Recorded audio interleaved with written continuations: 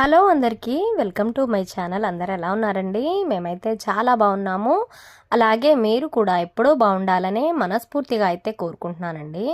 So ముందుగా మన ఛానల్ని అయితే ఎవరైతే కొత్తగా ఫస్ట్ టైం ఇప్పుడే చూస్తున్నారో తప్పకుండా మన ఛానల్ని అయితే సబ్స్క్రైబ్ చేసుకోండి. అలాగే ఈ వీడియో కనుక మీకు నచ్చితే ఒక లైక్ అయితే చేయండి. సో ఇంకా మార్గశిర మాసంలో లక్ష్మీ గురువారాలు పూజ అయితే స్టార్ట్ అయినాయి. ఫస్ట్ 2 వారాలు అయితే నేను కుదరలేదనమాట, చేసుకోలేదు. సో ఇంకా 3వ వారం అయితే పూజ అయితే చేసుకున్నాను అనమాట. అదే ఈ వీడియో.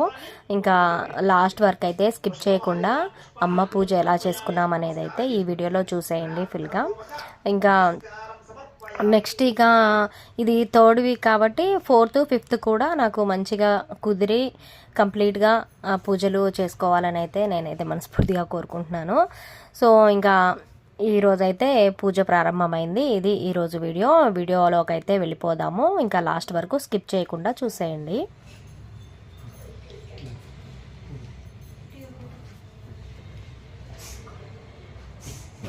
అంటే 3 సార్లు నీళ్ళు చేతిలో పోసుకొని తాగాం. ఆ చెంబులో నీళ్ళు పోసుకో.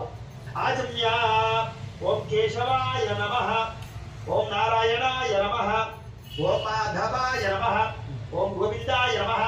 విష్ణు మధుసూదన త్రివిక్రమ వామన శ్రీధర ఋషికేశ పద్మనాభ దామోదరాయ నమః.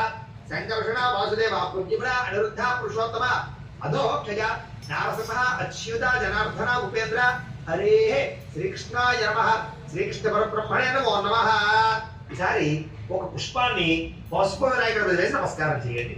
ఓం యశ్వ నామ రూపాభ్యాం యాదేవి సర్వమంగళ తయో సంస్మరణ పుంసాం సర్వతో జయమంగళం లాభస్తేషాం జయస్తేషాం కుతస్తేషాం పరాభవః ఏషాం ఇంది మరశ్యామో హృదయస్థో జనార్దనః ఆపదాపహర్తారం దాతారం సర్వసత్పదాం యోగాభిరామం శ్రీరామం భూయో భూయో నమామ్యహం సర్వమంగళమాంగళ్యే శివే సర్వార్థసాధికే శరణ్యే త్రయంబకే దేవి నారాయణి నమోస్తే. ఈసారి ఇలా 3 వేళ్లతోటి కొంచెం కొంచెం అక్షతలు గణపతిని పూజ చేసుకోండి. గుర్తుపెట్టుకోండి,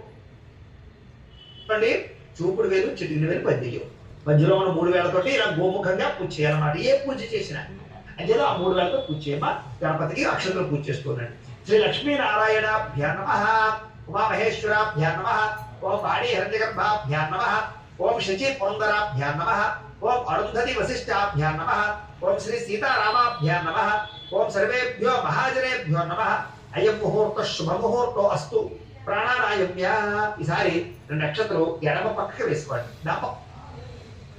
అనుకోండి, మగవారే ఈ ఆడవారు ఎడమ పక్కకు వేసేయండి.